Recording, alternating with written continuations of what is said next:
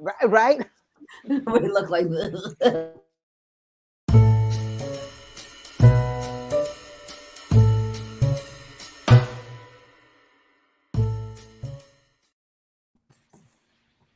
Hello, hello, hello. This is the second anniversary of Alternative Venues for Jazz. I'm Gail Boyd. I am so happy to be here. I invited about 130,000 people to join me today just to hang out. We're going to hang out and we're going to talk a little bit.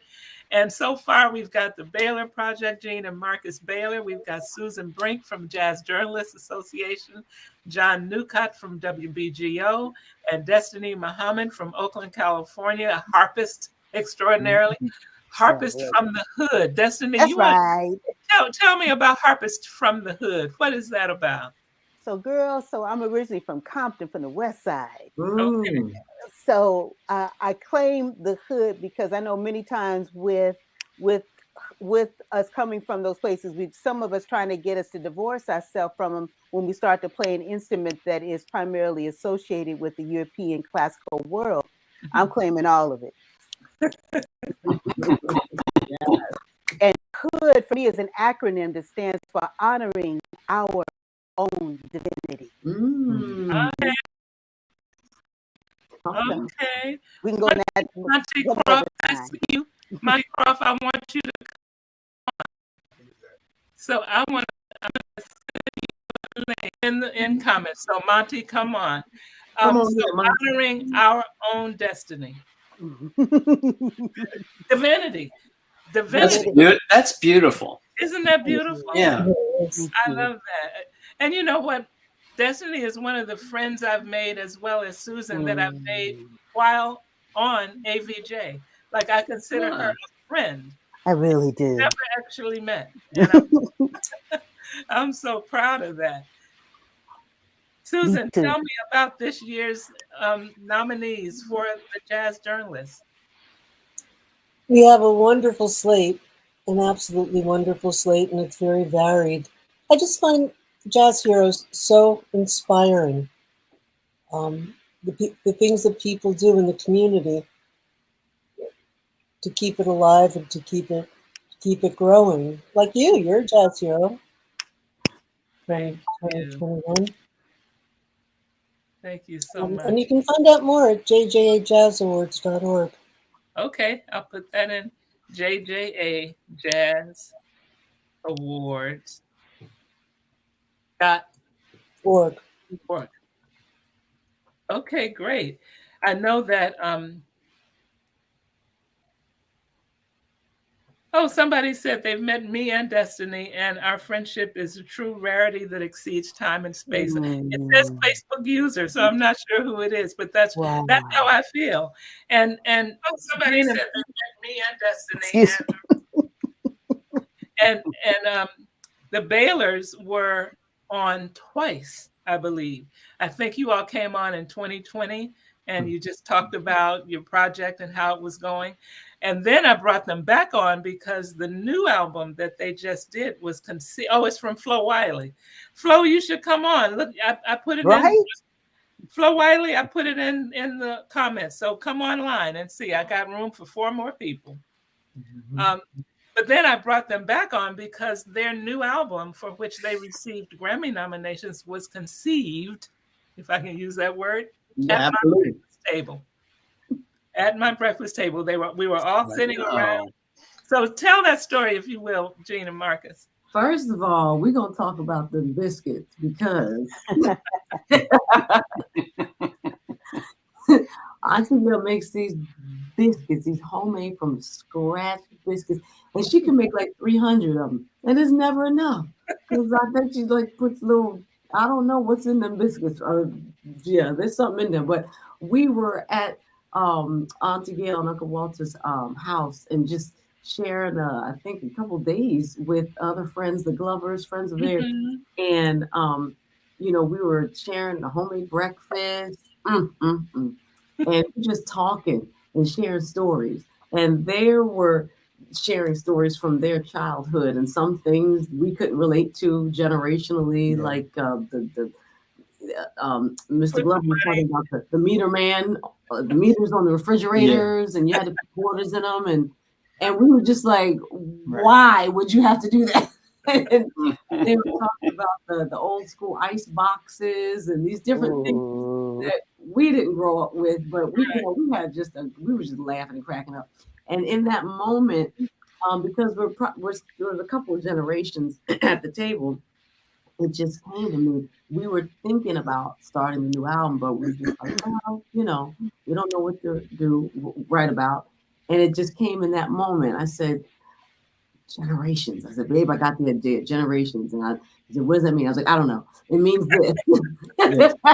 So that was the impetus for the idea. And then we just kind of started letting and one of my favorite albums of 2021, I have to say, it's a beautiful, beautiful album. Wow. I go back and I listen, and when you listen and you can find something different almost every time, because you really do. You cover the waterfront with it. So, I'm just so happy that I had that my biscuits had a part. Yes, it did. Oh, yes. Yes, it did. And we're coming back for more. Oh, so Monty says, how do I get on? Monty, I put the link in comments. So just look up in the link and you should see. Oh, no, wait.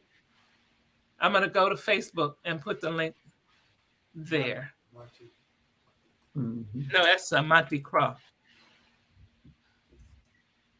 My good buddy. Yeah, we toured together with Cassandra Wilson. So Did you really? He was my hanging buddy on the road. I learned so much hanging out with Monty. Yeah. Oh man, I hope I put it in the right place. Okay, Monty, I just put it on Facebook where I said come on to, and then I've got StreamYard. Just click a link there and you'll be right on. Because he says, come on, I want to hang. No. So John, tell us what's going on at WBGO and what's happening. There's so much going on at WBGO right now, but two of the highlights are, we think that Gail's a hero too. And for many years now, we've been doing an annual fundraising event. We used to call it a gala. And then last year, because of the pandemic, we went, to a video pre-produced kind of live stream thing. So we're doing that again. And this year we're honoring, first of all, our theme is that we're celebrating women of influence. And we're honoring 4 extraordinary human beings, one of whom happens to be Gail Boyd. Also Dorthon Kirk, Terry Lynn Carrington,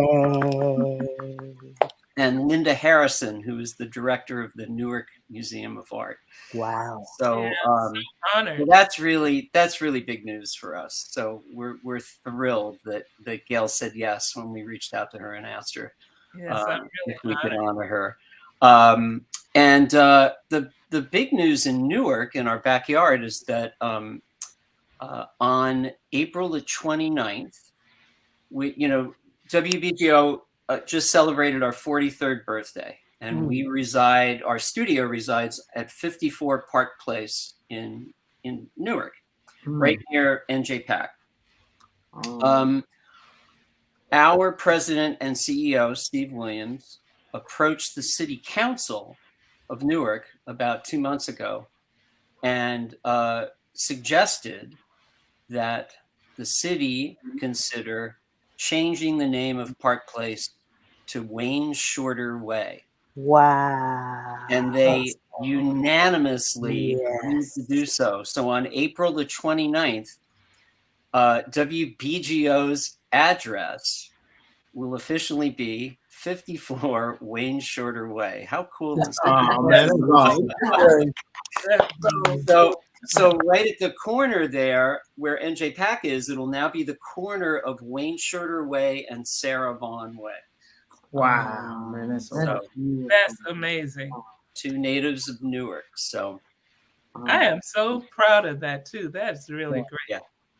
Yeah. So give me some words of encouragement to keep doing. Oh wait, Andy Milne and Latanya Hall are here. Hi. Hello. Auntie, finally. Good to see you all. Aha! Okay, so now I get to do something that I wanted to do anyway, which was sing Monty's praises, because I went and saw him at Iridium. Was it last week, Monty? The Wednesday, not last Wednesday, but the Wednesday before that. Wednesday before, yeah. Beautiful band, and Monty was tearing it up. Uh-oh. Sounded great. And Andy and Latanya are two of my favorite human beings on the planet.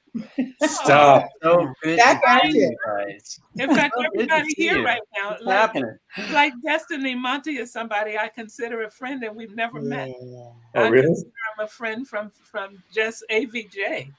And Yeah. so I'm just so proud of that. You know, if I saw you all, it would be like we've been friends forever. But Latanya and Andy are somebody who I've known. I was at their wedding. That's true. You were. It was so fun. It was still that restaurant that you had your reception at, the Printer something. Print, yeah. Oh, that was great. So I'm so happy you all came on. I think, Andy, you had to work earlier, didn't you? I did. I snuck away. It's the last day, so it's easy to sneak. Last day of school? Yeah. What's happening? Lucky. And Latanya, what have you been doing, girl? Just teaching. We've got 4 weeks left, and then I'm going on a 3-month tour with Steely Dan. So, Wow. Super cool. Nice. So I want you artists to each give me, every one of you now has been on AVJ, except Susan. I got to get Susan on. Oh. But tell me, give me some words of encouragement. How in the last 2 years has your life changed? I mean, we've gone through something that nobody in this country's been through since 1919. That's a worldwide pandemic. How did your life change before, during, and now? Are you getting busy again? Start up top with the Baylors, and then let's just go around. Each one of you tell me what happened. What happened was, and where you are now. I would like to congratulate anyone who's actually stayed married through the pandemic. He's in the back. He's with me. Yeah, we still like each other. Oh my God! The pandemic argument is Yeah, totally yeah. different than A regular. pandemic argument is different. Totally different. Where you gonna go? That's where you gonna go. I say my life changed. I think I own more cans of Lysol than I ever owned in my lifetime. Yeah, I was gonna say you're Lysol man. Yeah, well, Marcus has the Lysol ministry genes. Lysol ministry, right? But our lungs are gonna need massive prayer, so I'm trying to throw the Lysol out. But we've just, for the past 2 years, of course, just being home all the time, and I've gotten dysfunctionally accustomed to being home. Now I'm like, we have to go out. Oh, okay, if we have to. But it's still nice and refreshing to get out. It just takes a little, getting used to.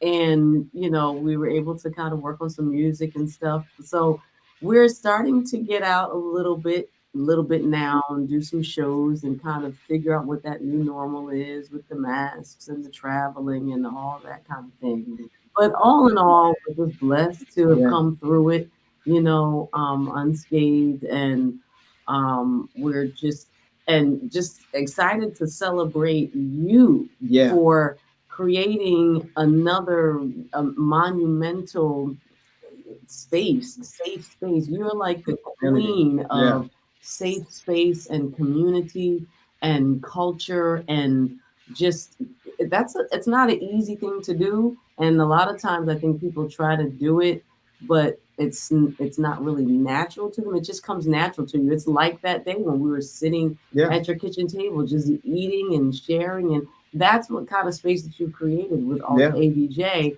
And I think that's why you've had such monumental success with thousands and thousands of people just tuning in just to hear, learn, share, be a part. It's a resource of so many interesting people that you've had be a part through all aspects of the industry. And I'll tell you, we were like, Gail, can charge $20 a head. She's like, that's not what this is about. Because everybody trying to monetize everything. Right. And that's what's great about it, that everybody can come be a part. But I'll say this, she lived this thing, because our first that we ever did on the West Coast, Gail found venues for us to play. Before we was, before our agents or people reached out, it was Gail Boyd that really reached out to alternative venues. So she lived this. This is a lifestyle.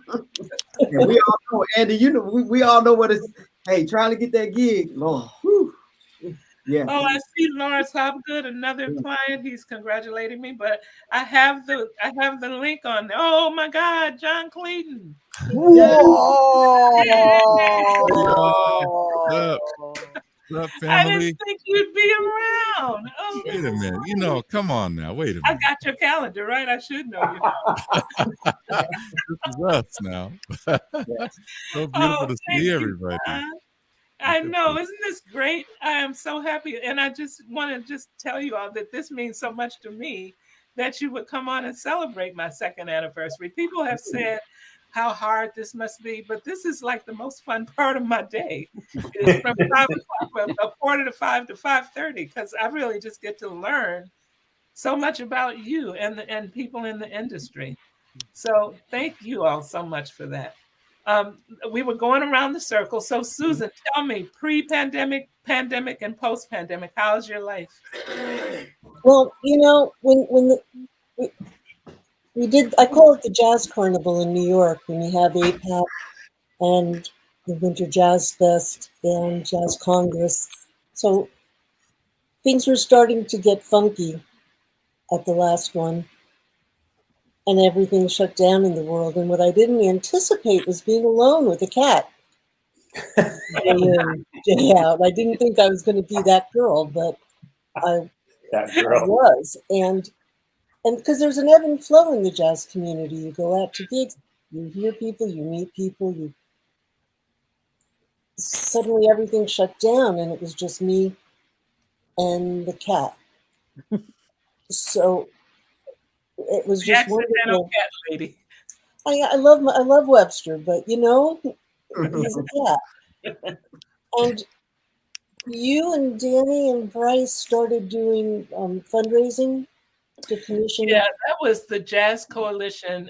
Danny Melnick and Bryce Rosenblum brought me into it, really. They came up with the idea of raising money for musicians who lost all their income. Like, March 12th, I had dates on my calendar. March 13th, I had none. And we realized that artists were suffering really badly. So we came up with this idea of commissioning artists to talk about the pandemic, like what they were doing. And we raised $140,000, and we commissioned, I think half of that went to artists who wrote music about the pandemic.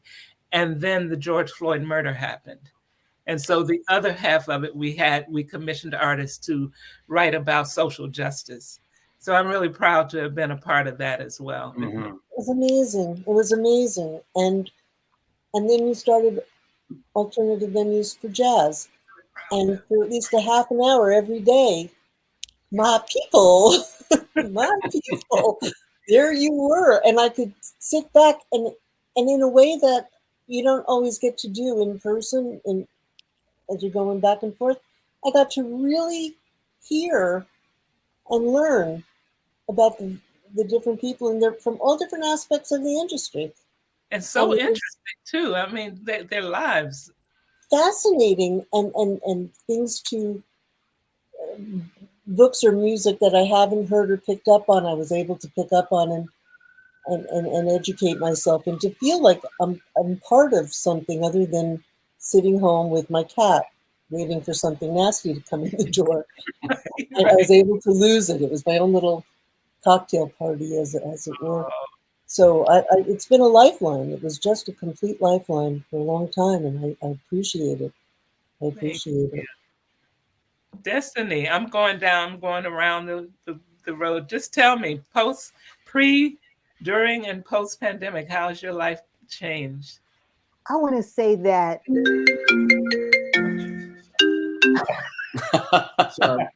That's what you wanted to say? Oh my gosh.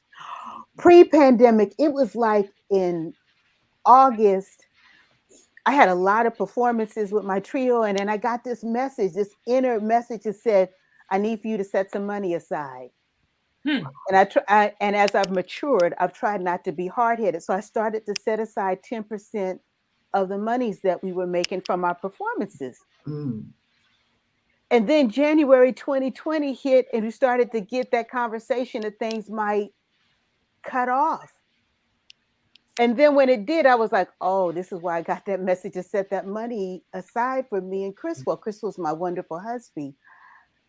And she never says husband without saying my wonderful husband. My wonderful husband. So just as a caveat within that, my mother had prayed away all of my boyfriends, all of them. But she liked him so much that she would call and talk with him. I'd say, Mom, hi. Hi, Mom. So that's another story for some other time. But all of the performances just got canceled. But what I found is how much people wanted to support us. Yes. And I mean, people were checking in. They were bringing food by our apartment. We started to get these emails, send me your Cash App, Venmo. And we started to get monies and links to where we could apply for these quick monies and such. That. And then here was Gail Boyd, the Gail Boyd with the Alternative Venues for Jazz said, just come on and give us 30 minutes. She said, it's not an interview. Tell us about you. And being able to tune in and hear from famous folks like y'all talking about yourselves and about how you also are navigating it. It took away the quote unquote aloneness, if you will. Me and my dude are here, and he's just super. And also having to learn how to manage this technology as an artist. I have played for virtual birthday parties and tea parties, and learning and literally having to learn in real time and crashing and burning a few times. But people loved us so much. They were just glad when Zoom went crazy and the sound sounded like sounded like a Mack truck. The generosity of people and artists and other artists saying, look, I got a hit virtually. You want to hit with me? And us playing with latency. Learning how to do that. And now as we navigate in this, I don't call it a post-pandemic or a new normal, as we are moving through this paradigm shifting and still allowing ourselves to be generous and kind with one another, and still being able to come on to our Alternative Venues for Jazz and hearing from a John Clayton and hearing from a Monty Croft and hearing from a Regina Carter, who is like, oh, I'm so starstruck with that individual, so tell her. But being able to hear people who, even with all of the celebrityhood, are beautiful human beings. To not include, but at the top of that, a Gail Boyd and a big brother Walter in the back, sitting in the cut with his leg crossed. Say something. Talk about pandemic husbandry and wifery. Right. And hearing about the love and the support and the opportunities, and saying when we through it, let's do something together. Matter of fact, let's not wait. Right. As we see folks navigate into the ancestor world, a Sharnette Moffett. Oh God. Yes. And saying, I wrote a song called Tomorrow. Tomorrow is a myth. So when folks said, I'm sending you some tracks now, put something on there, we're going to do something now. Can't get you to New York fast enough. Can't get you sometime to LA fast enough. Let's just do it now. We're not acting like tomorrow is promised. We're acting like, let's live right now and fully. Yes, yes. I want to say, I have been managing artists for 30 years. I have been managing John Clayton for 27 years. I am continually blessed and honored to have him in my roster. It is such an honor to work with somebody so talented.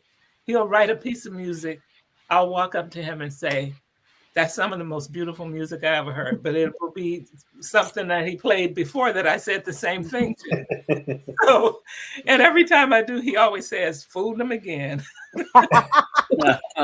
So, John, if you'll come on and just tell us a little bit about how you had to transition pandemic, post-pandemic, and back into the future, being busy as you can possibly be. Can I say one thing to you, Mr. Clayton? Sure. Before you say your words. Sure. There is a video, a 10-minute video with you and your son Gerald at a festival, and you are directing. That is one of the most powerful. I watch that sometimes just for inspiration. I shouldn't even say inspiration. I watch it because y'all is fierce as hell. Oh my God. It's a beautiful orchestral rendition with Gerald on piano of Bond. Mm-hmm. And they catch your hand as you're telling the damn it, you're telling the orchestra you're getting ready to hit. And it is, and Gerald is having a field day, and you are directing. That daddy and son is priceless. That's all I got to say. You're amazing. You're wonderful, and you're terrible for my ego. No, I'm so touched by. Thank you, and I'm. This is about Gail. Gail, congratulations. We love you. We love everything you do, girl. And well, you know I love you. Yeah, like back at you. It's a pleasure to sometimes be your manager. Right. I'm his manager, and then there's sometimes I'll call him and say, today I need my manager. Yeah, there's too many knuckleheads out there sometimes. But so and it's so great to see these faces that some of which I haven't seen before, and just flattered and honored to see them. This is great. And others that I know really well, anyway. I'm gushing, but anyway, about about my experience with the whole pandemic thing. In the beginning, like everybody else, it was kind of as you may recall, Gail, it was just one day it shut down. Had to get on the plane, go home. That was it, done. Everything else on the calendar was either immediately canceled or little by little they were saying it's. That's right, because you were in the middle of premiering Home. Yes, in Cleveland. That's right. And you didn't get to finish. Right. So we did one concert, and then the rest of the tour was canceled. I just got on a plane. But anyway, so there was that. I think it kind of affected me, maybe like a lot of you, in two big ways. One was musically, because isn't it weird to imagine that there were no concerts in the world? That's just so odd. But so no concerts, so there was the artistic part, but the other part is the family part, and so now I'm here. I'm kind of like, well, I'm gonna roll with this like everybody else is. What else can I do? And not long before that, my daughter had given birth to, or was it after that? Oh my God, my mind. Anyway, my daughter, Askia, yeah. When was she born? Let's see. She is now 2 years old. So it was 2020. Yeah, it was then. Anyway, it's just, she live. They live I know, huh? Woo! That's one of the first thing that goes, ladies and gentlemen. But my daughter and her husband bought a house that is 4 minutes away from us. So I have been in Askia, my granddaughter's. I've been in her life every week of her life. That never would have happened in my normal life, my normal world. Right. So I feel, that part of the pandemic was just a huge gift. Wow, I couldn't have imagined that. Of course, I hate that so many people had to leave us in order for us to get through this, but make this happen. But anyway, so there's that part of it. And I love to cook, as Gail knows. Some of you may know. So basically, I would prepare the meals here. my wife and I would get in the car. 4 minutes later, we put it on the table at their house, hot, ready to, So it's been an amazing familial connection. So that's that part. The other part of it is the artistic part, where I just I did more writing than anything else, and I'm happy about that. I didn't get around to things I thought I should have gotten around to, like cleaning up my space and organizing, and I did some, but nowhere near the amount. If someone had said to me, "Hey, man, I'm gonna give you like 2 years to just put all your stuff together," I would go, "Whoa, okay, no problem." Right. So so that part of it kind of didn't happen the way I want. In fact, the part that I'm most embarrassed about, but have just totally accepted, is I have a bass which it comes apart at the neck. So the neck's you can unscrew it; it slides out of the body. So I don't have to put my bass in one of those real big 7-foot coffins anymore. I can put both pieces in a smaller case. Anyway, so I come off the road when the pandemic hit, and I have another bass as well. Basically, that bass, which I've owned for over 40 years, I did not take it out of the case for over a year. Ooh. That never would have happened in my life. That I wouldn't touch that bass for over a year. Never. And that was just, I wasn't motivated, because I think the way most of us function is you get that call to do the project, whether it's a concert, whether it's writing, whether it's recording, whatever. And when that suddenly is gone entirely, now you have to be the self-motivator. You got to create all those carrots yourself. And, I kind of did a bit, but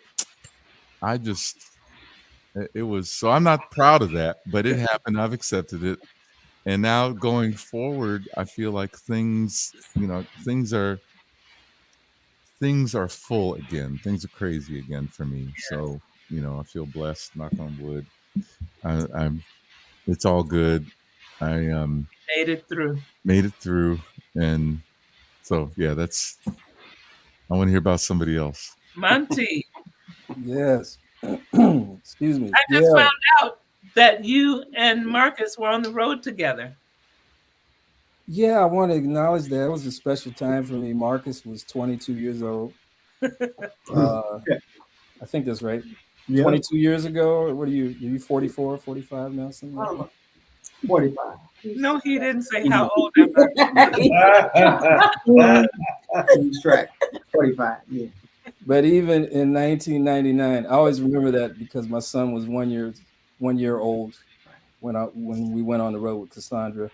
Wow. And that was my first experience of like being the older guy. I was always the youngest guy on every gig, and I would hang out with Marcus and they would think I was his father. In 1999. That used to blow my mind. I got used to it, and we're still here, so it's a good thing. And Marcus got me using Lysol on a regular basis. I'm still doing that. But Gail, I want to thank you for embracing me. As you said, we did not know each other. I knew of your work, and I knew you got your start with Betty Carter, who is someone I look to for inspiration to this day. Oh, wow. So thank you for embracing me, making me part of the family. Oh, no, Monty, the whole flowers thing. If you all have seen any of the flowers program where somebody comes on and gives flowers to an elder musician, that's actually Monty's idea. He was doing it on Facebook, and he would talk about somebody and he'd say, let's give them their flowers. And I wrote to him and said, would you like to host that? And he did the first one. And it was a little rocky. It was a little rocky, but not because of you. It was just a little rocky, but you did a great job. Yeah, and James Spalding. We did James Spalding for the first one, and he was having some health issues that I was unaware of. I was unaware of the extent. So, the interview was not going so great. His daughter gave him a sleeping pill right before he went on. So he kind of fell asleep in the middle of the interview. Right. You know who Before that, he was doing crack. He just kept. He said, "Well, let's talk to the daughter," and he started talking to the daughter. She saved it. She saved the interview. And even before that, even before he was drowsing off, he was giving me these one-word answers, and I kept looking at the clock. I was like, it's like 5 after 5. What am I talking about now? And I also want to thank John. I want to thank John Newcott for your kind words and for coming to the gig. Of course. At Iridium. That was beautiful, gig. Monty. I had a ball. But before the pandemic, I was on a little roll. You know, I'd done Jimmy Heath's album, Leslie Harrison, Kiana Linnell. And I was hooking up my little, you know, I'm mostly local, not by choice, but, you know, that's the reality. And I have my little connections locally. Do a lot of work with Stanley Banks. I was working at Valerie Simpson's club I did that for 3 years. So I had my nice little thing going, nice momentum. And, you know, pandemic came in and shut everything down. So that became my chance to work on my guitar playing. I would practice. For those of you who don't know what I do, primarily vibes. I sing, I play keyboards. But you know, I've been playing guitar for 20 years, but mainly like in an R&B vein, more so than the jazz thing. So my goal was to become a great jazz guitar player. So I had all this time. So I would practice 6 to 8 hours a day on guitar, and I'm still doing it. You know, it's very challenging because, you know, I don't have a young brain anymore. But that became the thing. And just, you know, it was a lot of paranoia and just trying to stay well and getting my vaccines. You know, I'm quadruple vaxxed now. And, you know, I'm always thinking about the mask and how many people are in the environment, you know, and I'm still there. You know, I was telling Lenny White was on the gig we did at Iridium, so that was kind of a big thing for me. I've known Lenny for a long time, and he's always said, "Let's play, let's do something." So I got that opportunity, and you know, I was telling him, you know, I haven't really come out of the pandemic yet in terms of the work. You know, I'm still like kind of struggling through that, and you know, his response was, "A lot of people are. You know, a lot of people have really not come out of it. Don't believe everything you see, you know, on social media." So it's just, you know, trying to maintain, and my family's been healthy. We're all good. So that's the main thing. You know? That's a beautiful thing. So Monty, can I encourage you to bring the guitar next time? I was this close to bringing it, you know. I was a wee bit disappointed, Monty, that you didn't have it with you, but it was beautiful anyway. So thank you. So at the Iridium, did you sing and play vibes? I sang, I played vibes, I played keyboards. Wow. And chromatic harmonica. Good. So we got to stretch out because that's, you know, it's a nice venue. They have a sound man, they have lights, stage, and backline. Yeah. So a lot of times I can't do everything I want to do because to do that I have to bring all the instruments. And sometimes I have to bring amplification for it. So, you know, that just cuts that out. Nice you know, to be able to do that. I'm sorry. Bringing the vibes is like hard enough. Right. You know, there's somebody trying to come on named R. Turner, but I don't see a picture. R. Turner, if you could. That's Rosalind Gale from BGO. Okay. Yeah. She doesn't have a camera on. We can cut out if you want to open up the space some more. Oh, I see her now. Okay, I'm gonna open it up. Thank you all. Thank you. Take care, guys. Love y'all. Love y'all. Hi, Rosalind. Hi, how are you? I'm fine. Thank you so much for coming on. I'm going to get to you in a minute because I think my next person is LaTanya Hall and Andy Milne. I just wanted to tell us a little bit about what they're doing now. Oh, man. Well, you know, first of all, it's fun to see everybody like this. And as much as I can somehow, and she can attest to this, that often I can grow fatigue of sort of virtual meetings like this. Usually they're a little drier than this. This is more inspired. So this is lovely that you did this to celebrate. And I always felt like you know, I was often teaching at 5 to 5:30, and I still most of my schedule. I mean, today was my last day, but often I'm missing these AVJ sessions, and so I have to catch the reruns sometimes. But often when I'm able to catch them when they're live, it is kind of to speak into what Susan was saying, like that January kind of apex of jazz activity in New York that I always would look forward to, and knowing that the one we had in 2020 was sort of the last time we were able to have that kind of fellowship. It was great to kind of stay connected and sort of, even if it's people I knew a little bit about their story, I didn't always know everything about their story. So I really enjoyed kind of learning little nooks and crannies about people's backgrounds that I knew a little bit or knew really well. So I appreciate the fact that you were able to do that. Plus, I also felt like you were giving me ideas, Gail, for possible guests that I was going to have at school anyway, because I mean, we did a lot of Zooming with guests that we wouldn't normally have been able to have. Right. And so you kind of threw a lot of ideas into the mix. It's like, oh, I think it's a person to consider asking. You know, I think our students grew fatigue, but I'm still kind of logging that, so I might end up recycling some of your guest lists. Please do. I mean, that's the thing. I mean, I enjoy so much learning about, and I think the thing that I've learned is everybody who is a musician or even in the industry are in it because of a family member or a teacher. It's not, nobody ever just picks this up and says, oh, I think I want to play jazz. It's somebody that's planted a seed somewhere along the way, and then it blossoms. And that's the one thing I think all of you have had in common. It's the story well told over and over again. Yeah, and actually speaking of storytelling, like that aspect of kind of, you know, the beauty of sort of narrative building in the way that so much of this activity, like your prompt was like, okay, how's my life changed from before and after, post, whatever this is. Like this notion that there's been so much storytelling and kind of generous storytelling that, you know, you get to witness or you get to participate in, and this is part of it. But I mean, it is kind of meaningful because there's a saturation, and then sometimes it's really wonderful when it's not,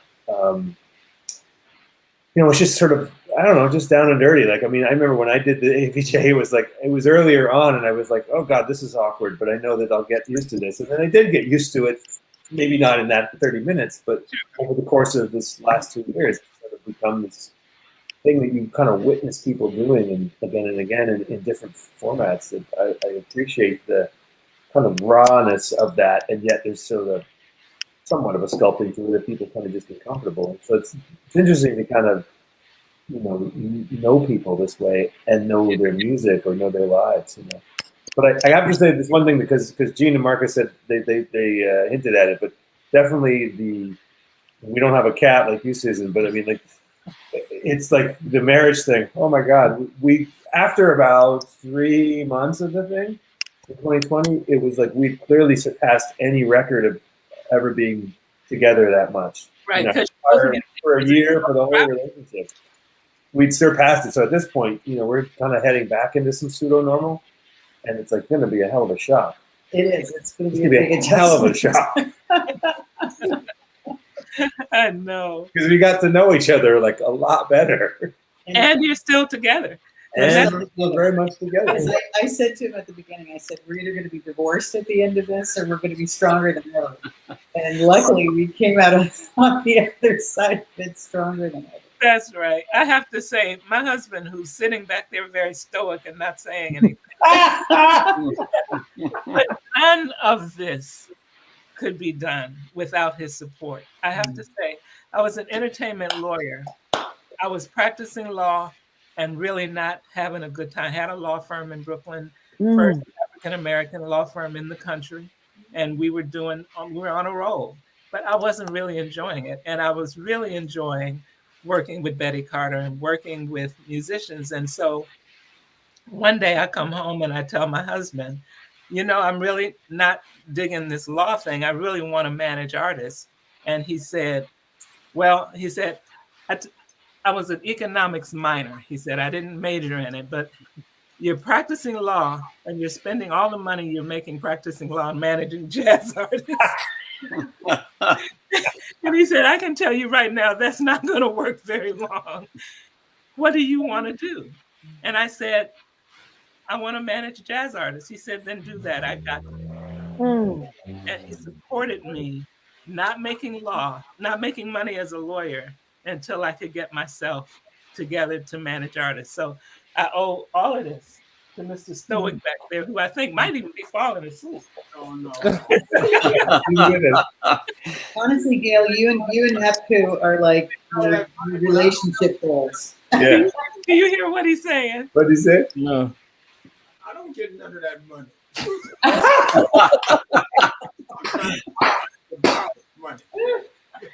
It's a very long-term loan. Right, long term. The terms are You both are amazing people. I've been reading up on him. Oh, yeah, pretty amazing. What a power couple. You're an amazing couple. Well, he's really a very, very deep supporter. I have to say that. I mean, because I work from home. And so that means my day is extended by AVJ, and he'll come in and say, oh, no, that's all right. I forgot. You've got your thing. He never calls it AVJ. He said, go ahead and do your thing. You got your thing, and then I'll talk to you after that. I'm saying, okay. So this is as much for you, honey, as it is for me. I really appreciate it. I don't know if you heard of Latanya, Gail. She just said that you guys are an inspiration. I said you and Hepku are relationship goals. Well, 30-something years this year, 37 years, I think. That's weird. Together. Yeah, and we still like each other, but we already knew we did because I work from home. So, and he's retired, so we're together every day, all day. Yeah.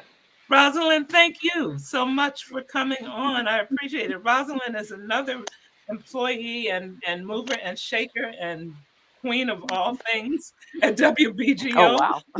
whom I've just met and already making a friend out of her. So tell me, how are you doing? I'm doing well. I wanted to come on today to support you and to celebrate you. Thank you. I really appreciate it so much. I look forward to the John, you weren't on, but WBGO has named me a woman of ill repute. Influence.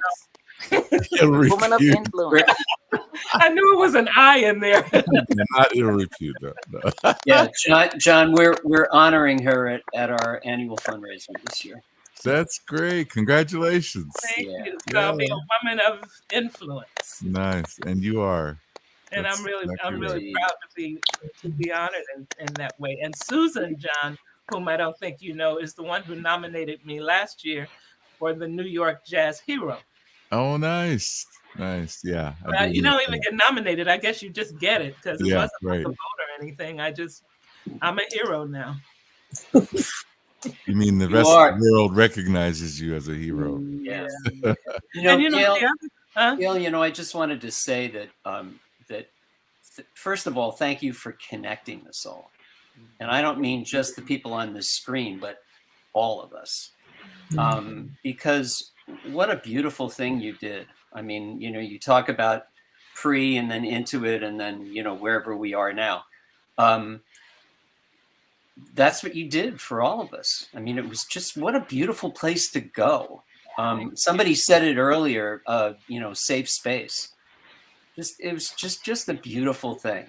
And Rosalind and I are so fortunate that we get to work for an organization who was another of the great connectors during this whole thing, which is BGO.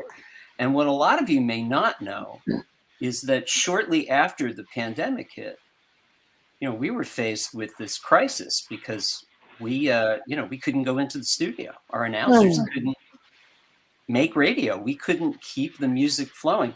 And the people in the key roles who were able to use the parlance of the day, pivot, created this remote system, and we implemented it within 2 weeks, and we never missed a beat, and we were on the air the entire time.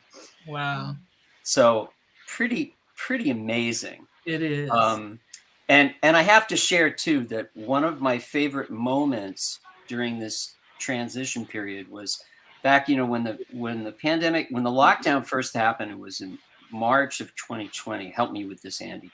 Yes. And then in August, there was that moment where it started to look like it was going to open up again. And one of the very first things we did, because I've been curating a concert series at Yamaha in New York. In fact, one of the very first ones we did, John, was with Gerald, like 6 years ago. But and Andy had also been involved, and there was a great opportunity to bring Andy in to play with his amazing trio. I don't know if you people have not heard Andy's last trio record. It's like one of the best trio records in the canon, like period. Wow. Very kind of you, John. Thank you. Yeah, but we were able to present that in this Yamaha video audio thing, and just watching the joy on the faces of Andy and John and Clarence, who, you know, were playing together for like the first time in like eons. And it was just the best. It's what we all live for, you know? And then the last thing that I want to say is that, like John, I was very lucky that the Muse was very kind to me during the pandemic. And I wrote more music, new music, in the last 2 years than I had probably in the 5 or 10 prior. Wow. It's what kept me going through all this. Was just, I mean, not only, but I mean, the beautiful work we were doing at BGO, but on a personal and creative level, you know, now I've got this like backlog of stuff and have to figure out what to do with it all. When do we get to hear it, John? Right. Latanya said, when do we get to hear it? Soon, I hope. You didn't bring your guitar. Soon, no. No, I've been working on a record that just keeps getting like pushed back because, you know, 2 years. Well, there were two fun things. It's coming. The music's coming. It's just, you know, yeah. It's just one of my most fun things was AVJ, and going from 1,500 members on AVJ to 9,200 now. Yes. I've also started broadcasting this on YouTube and on Twitter. So I've increased the audience that way. So I've got people who are listening. I can't even pick what's been my favorite because every day I learn something. So it's really fun. But the other thing that was fun for me was every Tuesday at 8 o'clock, we would have a Gail Boyd artist management happy hour with my roster. And that was so much fun because everybody on the roster got to really get to know everybody else, and we were supporting each other because nobody was working. And then we turned it into because of John, we turned it into a cooking class. And we started putting our laptops on the stove and we would be cooking, and you know, his warm chocolate coconut salt is still one of my favorites. So that was my fun thing. You know, the pandemic was not easy. We lost family, we lost friends, we lost people who, you know, it's a shame that we had to, because I don't think it had to be as severe as it was. I mean, if we had taken it more seriously earlier. But be that as it may, we're on another path now, and I'm just thankful that we all have survived it. I'm thankful that Alternative Venues for Jazz has given people some place to come to every day, some place to tell their story, because that's what I just kept thinking. Don't you want to tell your story? And the first time I put a call out for that, I got like 50 people. So I was going to do it once a month, but I got so many, I said, well, I'll do it every day. And now it's, 2 years in. I am thinking of reducing it by one day and just having Monday through Thursday, because I've now gotten busier too, but so have artists. And they're not available a lot on Fridays. And so I think I will bring it down. I'll make a formal announcement on that. But this has just been the best old birthday party. I like parties. Speaking of cooking, I'm just going to do a quick, short episode. She's cooking. Yeah. I don't know what's happening here, but it's going to be good. Yeah. It's going to be apples. I see that. Yeah. Nice. That sounds great. To explain where she went. No, it was a lot of fun, wasn't it, John? It was amazing. Yeah, more. But I hated to see it end because it was so much fun. But And I everybody got think too it just busy. ended because you all started getting busy again. Thank the Lord and passed the biscuits. Yeah, and your biscuits are famous, by the way. And I hear that my biscuits are legendary. In fact, They are. Your biscuits are as famous as the Lord. Well, I will have to make some and send them out to you. Okay. Or no, you'll have to come back to the house. That works too. This is a birthday. I think it's one more person who's been trying to get on, Catherine Kostoff, but I don't see her picture. But Catherine is one of my most recent AVJers. I think she just did. Oh, I don't think she can come on. But Herb Harris said that he misses Skip Norris at the moment, and I don't know how many of you knew Skip. But Skip was the booking director for Gail Boyd Artists Management for a couple of years. And, it's really something when somebody gets sick and then they pass away. But when somebody talked to earlier that day and then phone call that night saying that they passed away because they were in an accident, I don't know if I've really recovered from it yet. I miss him still. And he was really, if you knew Skip loved jazz. But even more than jazz, Skip loved jazz musicians. He talked about he was like the person who, as a teenager, would take Clarence Penn to gigs, and he would take J.D. Allen to gigs because they were teenagers and couldn't drive. So when we gave a memorial concert for Skip, Branford Marcellus came on his own dime and played. Joe Locke came. It was just all kinds of musicians who came. I'm just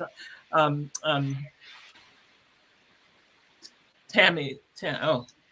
I can't even think of her name right now. Anyway, it was the Baylor Project. They came. It was really wonderful. So I do miss him too, Herb. I really do. And thank you for bringing him in. If people who knew Skip would still be missing him and still be talking about him like this. But ladies and gentlemen, I think I've kept us on until almost 6 o'clock, which is what I planned to do. I really appreciate and love you all so much. I can't wait to meet you, Destiny. Yes. A big old hug coming when I get there to Oakland. So a big old hug. Monty, I can't wait to meet you. Same here. I'm sorry I couldn't be at the Iridium. Something came up because I actually had planned to come and surprise you. But I couldn't make it at the last minute. Andy and LaTanya, y'all are looking good. Thank you so much. John and Rosalind, thank you for coming on and wishing me well. I appreciate it so much. Susan, thank you for everything that you do with the Jazz Journalists Association, because without you, a lot of the work would not be recognized as it is, and I really appreciate you for that. And Javi, I appreciate you. He said he's just waiting on his money. Along the road. But thank you all so very much for coming on. I love you to pieces. Love you. Thank you, Gail. Thanks so much. Bye. Bye.